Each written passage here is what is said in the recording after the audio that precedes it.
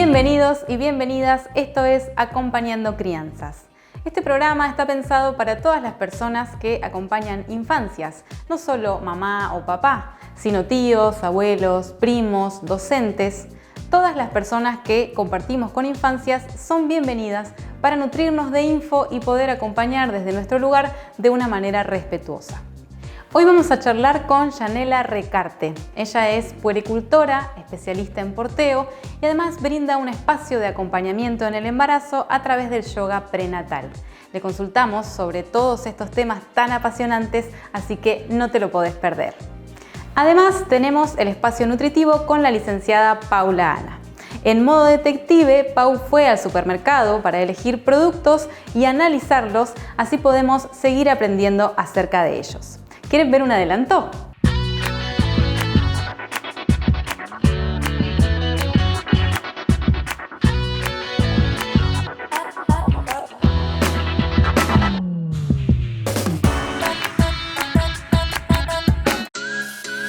Llegamos a lo de Yanela Recarte para hablar sobre un montón de temas relacionados a su profesión. ¿Me acompañan?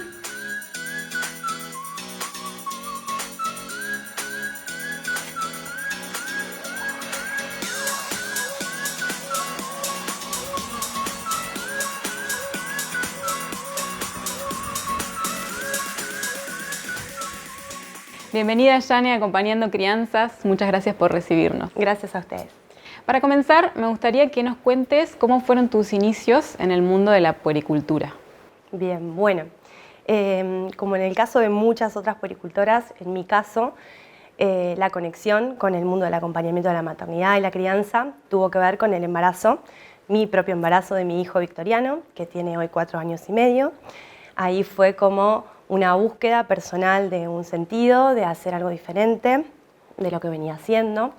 El embarazo es un poco eso, ¿no? Una apertura psíquica que transitamos las mujeres, y cuando nos dejamos atravesar por esa experiencia, al igual que por la del puerperio, muchas podemos conectar con alguna otra cosa, alguna cosa más profunda que está dentro de nosotras, esperando para salir. En mi caso, salió por este lado, por el deseo de acompañar a otras mujeres a transitar ese momento bisagra de la vida que es la maternidad. Comentanos en qué espacios de la provincia trabajás y qué tipo de consultas atendés. Bien, lo que es atención presencial la realizo fundamentalmente en Santa Rosa, y también asisto en algunas oportunidades a la localidad de Macachín. Mayormente trabajo a domicilio, que es un espacio que me gusta mucho porque me da por un lado la posibilidad de acompañar a la familia en su contexto, ¿sí? De conocerla, de lograr como una conexión un poco más íntima. Y por otro también facilita mucho las cosas cuando hay un bebé recién nacido, cuando hay una mujer que acaba de parir o que acaba de transitar una cirugía como es una cesárea. Y también atiendo consultas virtuales cuando no está la posibilidad de acercarme o de que la gente se acerque a mi consulta. En algunas ocasiones ofrezco la posibilidad de atender en un consultorio cuando la familia no me puede recibir en su domicilio o yo no me puedo acercar. Así que esas son las diferentes opciones que estoy manejando hoy en día para lo que es la atención. La importancia del vínculo, ¿no? De esta mamá con su nuevo bebé, con la puericultora. ¿Este vínculo se genera de la misma manera si atendés de forma virtual que presencial en su casa, por ejemplo? Tiene que ver mucho con la conexión que podamos establecer. Yo recomiendo, en general, poder tener un contacto prenatal con la puericultora, o sea, una consulta prenatal cuando estás embarazada, poder acercarte, tener una entrevista. En ese momento es donde mejor podemos trabajar en lo que es la generación de ese vínculo, porque tenemos tiempo, ¿sí? La embarazada tiene toda la disponibilidad de su tiempo para poder dedicarse a conocer a los profesionales que va a elegir para que la acompañen en el momento del nacimiento de su bebé.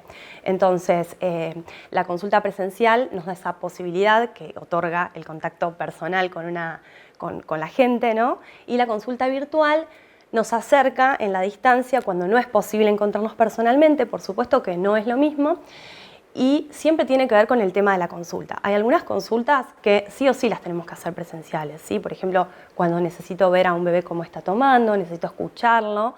En cambio, hay algunas otras consultas que es más fácil y podemos acompañarlas de manera virtual, como por ejemplo un destete, ¿sí? Es una consulta que quizás no necesito ver a ese bebé tomando, sino conectar más con lo que le está pasando a la mujer, con lo que está sintiendo y con lo que necesita. Hablemos un poquito sobre el yoga. ¿Es un buen momento el embarazo para iniciar en esta disciplina? ¿Cuáles son estos beneficios? Cuando estamos embarazadas, nos llegan una cantidad de cursos, de talleres y de actividades por hacer. Me parece que siempre lo más importante es ponerte la mano en el corazón y sentir qué es lo que tu cuerpo necesita y qué es lo que vos necesitas. Yoga es una de esas posibilidades. Y es cierto que asistir a una clase de yoga prenatal te va a permitir conectar, tomarte un tiempo para conectar con el embarazo. No quiere decir que si no haces yoga no vas a conectar con tu embarazo, pero lo cierto es que se genera un espacio y un ambiente muy propicio para la conexión con tu cuerpo, con lo que está pasando en tu cuerpo, con esos cambios que se están generando y también con el bebé. Hay muchas mujeres porque por el ritmo diario no tienen la posibilidad o no se dan ese momentito de ponerse la mano en la panza y sentir a su bebé y pueden hacerlo en el horario que asisten a una clase de yoga prenatal. Entonces, si estás con energía disponible para hacerlo, si estás cursando un embarazo sano, un embarazo donde tu médico obstetra te dice que ok, que puedes hacer actividad física y te interesa, puedes acercarte a una clase de yoga prenatal, probarla y sentir a ver si va con vos. En cuanto a los beneficios, no todo es para todo el mundo, tenés que ver, insisto, si esta actividad es para vos, pero si lo sentís y te acercás, podés experimentar la calma, ¿sí? Vamos a trabajar con lo que son meditaciones para calmar la ansiedad, especialmente del primero y del tercer trimestre, donde aparece como, bueno, ¿qué va a pasar con ese embarazo? ¿Cuándo va a llegar ese bebé?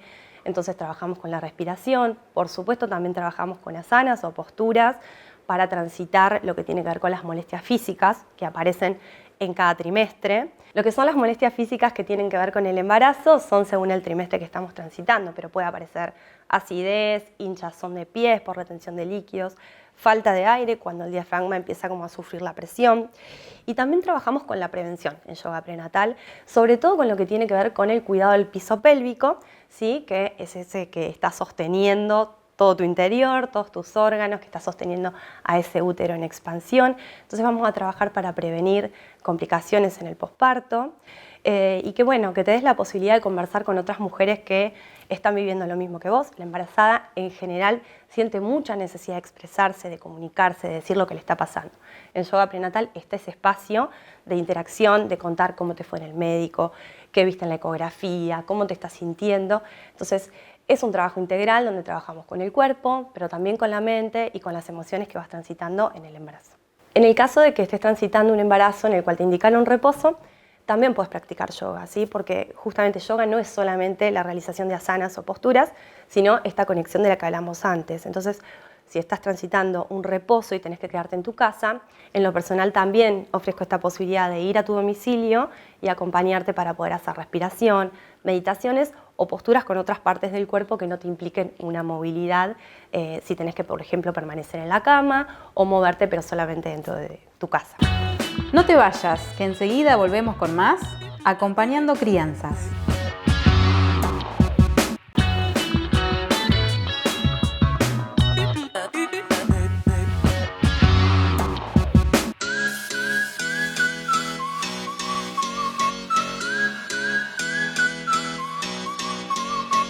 Seguimos con la entrevista a Yanela Recarte.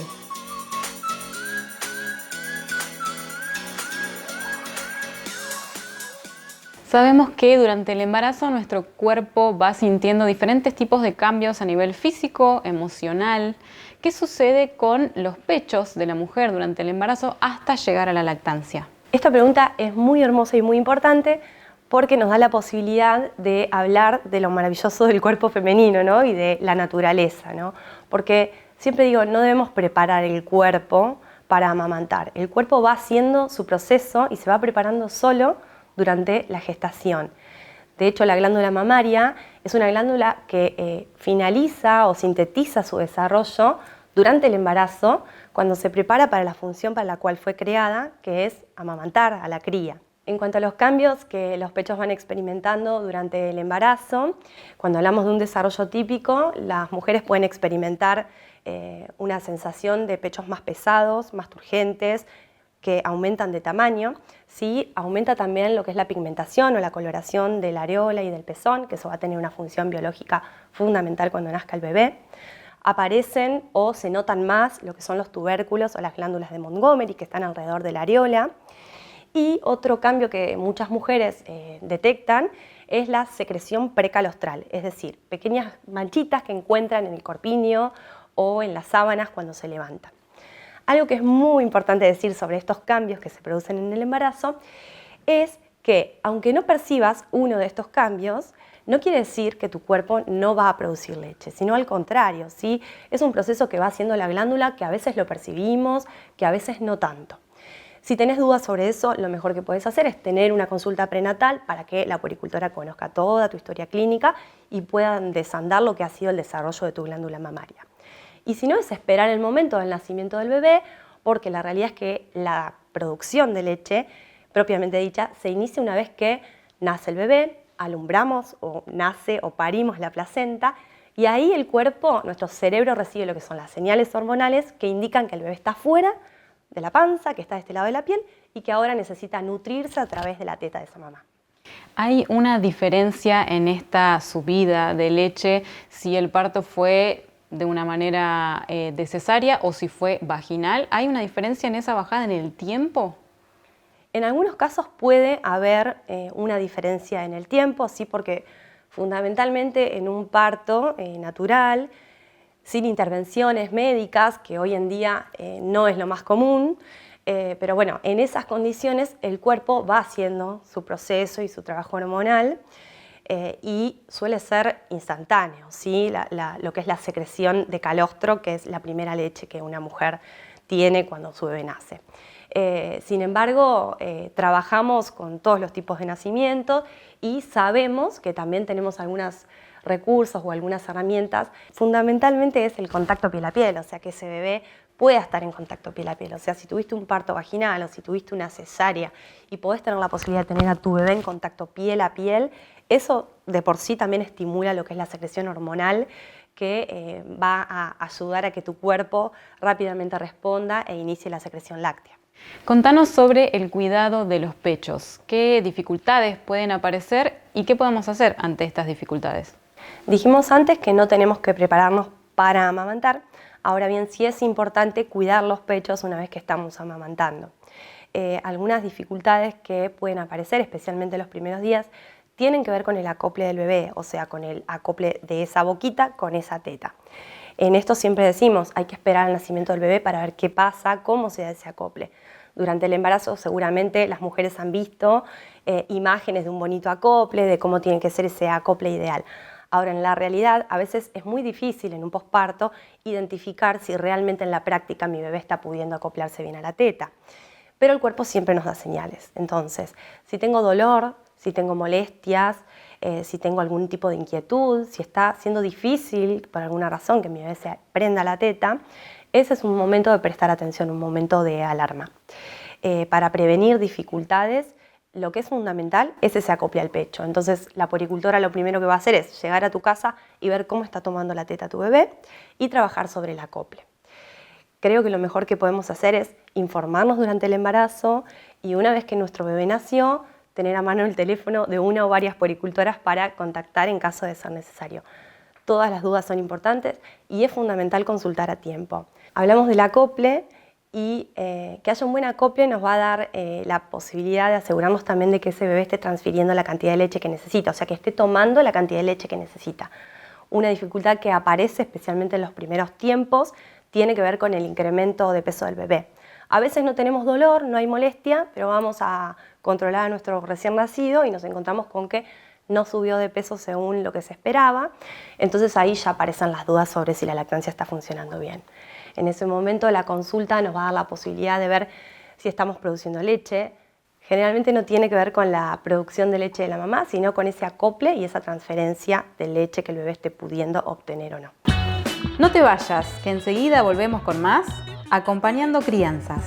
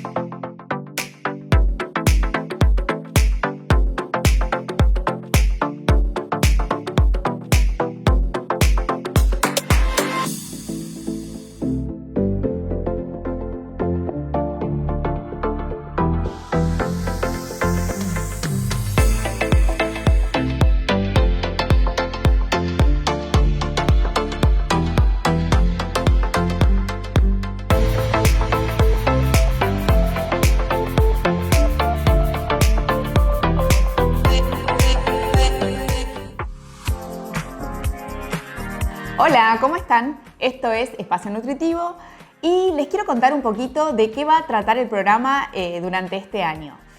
La idea es ir a hacer un recorrido por los distintos supermercados y dietéticas de la ciudad para ir viendo distintas categorías de productos, ver si son recomendables o no, los ingredientes, hacer un poco un análisis entre todos y en el caso de que veamos que algún producto no es lo más saludable, ir buscando distintos reemplazos en la ciudad, en las dietéticas o la alternativa de hacerlo en casa. Así que bueno, espero que les guste y vamos a arrancar con la primera categoría de productos. Lo primero que tenemos que mirar en un producto, bueno, ahora es mucho más fácil porque tenemos los sellos, ¿sí? Hay 4 tipos de sellos, están el exceso de azúcares, exceso de grasas saturadas, exceso de calorías y exceso de grasas. Y además tenemos una leyenda que dice si tiene edulcorantes o no, porque no son recomendables en niños.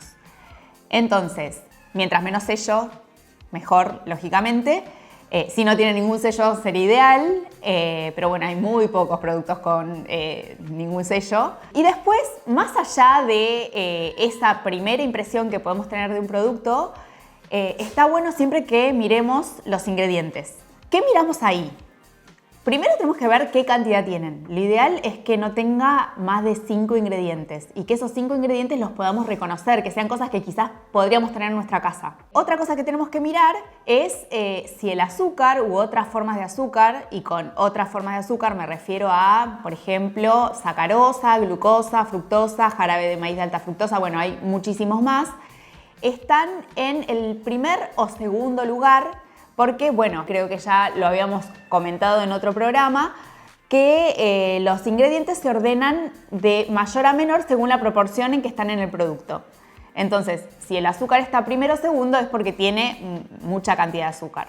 Otra cosa que tenemos que mirar es la cantidad de aditivos que tiene, ¿sí? Los aditivos por lo general tienen nombres raros, tienen nomenclatura como de números y letras, que está bueno, si a ustedes les interesa esto, hay una página que se llama aditivosalimentarios.com donde ustedes pueden en el buscador poner el aditivo y fijarse el nivel de toxicidad que tiene, está categorizado por alta, media, baja y ahí darse cuenta si un producto tiene muchos aditivos y muchos en la categoría alta o media. Bueno, después hay otras cosas que podemos mirar, por ejemplo, el tipo de grasas, si dicen grasas hidrogenadas o interesterificadas, eso significa que son grasas de origen industrial, que son grasas trans, que no son recomendables, o si tienen grasas saturadas, cuando dice, por ejemplo, grasa vacuna, esas son otras cosas que podemos ir mirando. Y por ahí la forma fácil de darnos cuenta si un producto es recomendable o no es mirar los ingredientes y pensar si con los ingredientes que me está diciendo el fabricante que hizo ese producto, yo lo podría reproducir en mi casa. Si eso me hace ruido, entonces desconfiemos de ese producto. Bueno, con la primera categoría de producto que vamos a arrancar analizando va a ser esto, gelatina y polvo para preparar flan. Bueno, como les contaba, lo primero que vamos a mirar son los sellos. Estos, por ejemplo, tienen exceso en azúcares, exceso en sodio. Qué loco, ¿no? Un producto que es dulce que tenga exceso en sodio, ¿no? En el caso del polvo para preparar flan también. Y además tiene edulcorantes ambos, por eso no son recomendables en niños. También esto, pensar que tienen exceso de azúcar y además tiene edulcorante, o sea, como si no fuera suficiente dulzor. Vamos a mirar un poquito los ingredientes. Por ejemplo, la gelatina tiene azúcar como primer ingrediente, gelatina, sal, sulfato de zinc, vitamina D, regulador de la acidez, ácido fumárico, aromatizante, saborizante, edulcorantes, aspartamo, acesulfame K y sucralosa, colorantes amaranto y amarillo. Bueno, ¿qué tengo que mirar acá? Dijimos que si el azúcar está como primer ingrediente es porque tiene más azúcar que cualquier otro de los otros ingredientes, ¿no? Y fíjense la cantidad de aditivos que tienen, ¿no? Y otra cosa que me llama la atención es que tiene edulcorantes, 3 tipos de edulcorantes, además del azúcar, ¿sí? Entonces, esto no alimenta, no tiene, o sea, tiene calorías en mucho volumen, tiene baja densidad energética. La verdad que si vamos a pensar en si es un alimento recomendable o no, no, la verdad es que no, en realidad tampoco es un alimento, es un producto, ¿sí? Es un producto comestible. Y con el polvo para preparar flan pasa un poco lo mismo. Los ingredientes son azúcar, sal, o sea, fíjense, azúcar, sal como primeros ingredientes son los que están en mayor cantidad. Y después también tiene edulcorantes, acesulfame K y aspartamo, dos tipos de edulcorante, además de tener azúcar. Y esto que les decía antes, de pensar si con los ingredientes que me está diciendo el fabricante que hizo este producto, yo podría replicarlo en mi casa. ¿Y qué pasaría con esto? No podría. ¿Cómo preparo un flan en mi casa? Uso huevo, leche, azúcar. Nada que ver con azúcar sí que está acá, pero después el resto, nada. Así que este tampoco es un producto que podamos recomendar. Bueno, pensemos que quizás compramos estos productos como una forma de consumir un postre, ¿no? Decíamos que para hacer un flan necesitamos huevo, leche, azúcar, sería la alternativa hacerlo en casa. Y si no, los postrecitos de leche, podemos usar leche, almidón de maíz y esencia de vainilla. Y ahí tenemos un postrecito de vainilla, por ejemplo. Y después podemos jugar con la creatividad, agregar coco rallado, cacao amargo, un poquito de azúcar o dulce de leche, pedacitos de chocolate. Y va a ser muy diferente, más allá de que tenga estas cosas que quizás tienen azúcar, que lo preparemos en casa y que sea casero, que compremos este tipo de productos que recién veíamos que no son alimentos, son productos comestibles. Bueno, espero que les haya gustado el análisis, que puedan ir empezando a hacer algunos cambios en casa y nos vemos en el próximo Espacio Nutritivo. Y llegamos al final del programa de hoy. Si les gustaría que la licenciada Paula Ana analice algún otro producto, nos pueden escribir al Instagram @a.crianzas o también a través de nuestro WhatsApp. Si quieren volver a ver este o alguno de los programas anteriores, pueden hacerlo a través del canal de YouTube de la Televisión Pública Pampeana, ir a la lista de Acompañando Crianzas y allí seleccionar el programa. Nos volvemos a encontrar la semana que viene por la pantalla de la Televisión Pública Pampeana. Gracias por acompañarnos y gracias por acompañar infancias y crianzas desde el respeto y amor. Hasta la próxima.